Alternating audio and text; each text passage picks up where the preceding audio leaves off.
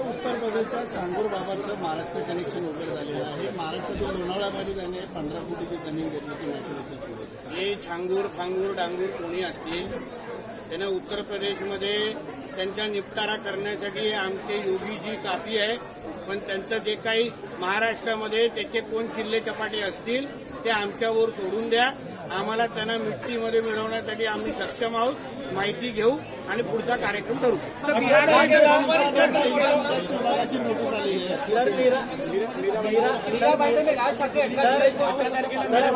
कोर्टाचा विषय मी नाही बोलतो।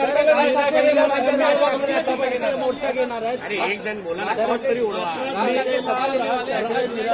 सभा घेणार आहे मागच्या याच्यामध्ये पण मोठ्या संख्येमध्ये मुस्लिम आले। माझा मुद्दा तेच आहे ना, जे मुसलमान बांधव त्यांच्या सभेमध्ये मनसेना आणि युबीटीच्या सभेमध्ये आले, बोला का मी बघा आम्ही मराठी बोलतो, तो उद्याचा आजान मराठीमध्ये करायला सुरू करा ना। एवढंच मराठीवर प्रेम आहे ना, त्याला आजान मराठीमध्ये करा। सगळ्या मदरसामध्ये उर्दू बंद करून टाका आणि तिथे मराठीमध्ये शिकवा। मराठी सक्ती करा, तेव्हा आम्हाला कळेल तुम्ही मराठी आणि महाराष्ट्रावर प्रेम करणार आहात। नुसतं हे अशा पद्धतीची फुकपट्टी करायची, ढोंगीपणा करायचा, हे आता सगळ्यांना कळतंय हो। तुम्हाला एवढंच मराठीवर प्रेम आहे ना, चला तुमच्या मुल्ला मौलवींना सांगा उद्यापासून उर्दू बंद करायची आणि मराठीमध्ये बोलायचं, तर आम्हाला कळेल। राज ठाकरे 18 जुलाई को मीरा भाईंदर में जो सभा लेने वाले हैं, क्या ये गैर मराठियों को डराने की कोशिश है? देखिए, कोई किसको डरा सकता नहीं। हमारा हिंदुत्वरी विचार की सरकार देश में भी है और राज्य में है।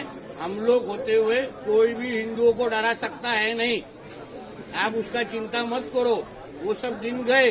हम लोग बैठे हैं इधर, हम हिंदुओं के चौकीदार है, उसकी चिंता करो मत। कोई भी हिंदू समाज को कुछ भी कर नहीं सकता, हम भी खड़े। जनतेकडून दबाव आहे, ठाकरे महापालिकेची निवडणूक एकत्र येऊन लढवावी असा दबाव जनतेकडून वाढतोय। कुठली जनता? संजय जनता हा मातोश्रीची काय कलानगरची कुठली जनता? कारण जनता तर आमच्या बरोबर आहे। 9 महिन्या अगोदरच आम्हाला 9 ते 10 महिन्या अगोदर ह्या महाराष्ट्र सरकारला याच महाराष्ट्राच्या जनतेने निवडून दिलेलं आहे। आम्हाला काय पाकिस्तानच्या लोकांनी निवडून दिलं नाही। तर कुठली जनता? पाटणकर ठाकरे तेवढीच जनता आहे त्यांची। पंढरपूरमध्ये खासगी सुरक्षा रक्षकांकडून भक्तांना दर्शन रांगेमध्ये उभ्या असणाऱ्या भक्तांना मारहाण करण्यात आली। बीव्हीजी बघा, अशा पद्धतीचं कोणीही आमच्या भक्तांवर कोण हात उगारत असेल तर कडकची कडक कारवाई होईल। मी स्वतः त्याच्याबद्दल माहिती घेईन, प्रशासनाशी बोलीन, पण कोणीही तिकडे आलेल्या भक्तांकडे असा हात उचलू शकत नाही। निश्चित कारवाई करू। चला, धन्यवाद। जय जय महाराज, जय श्रीराम।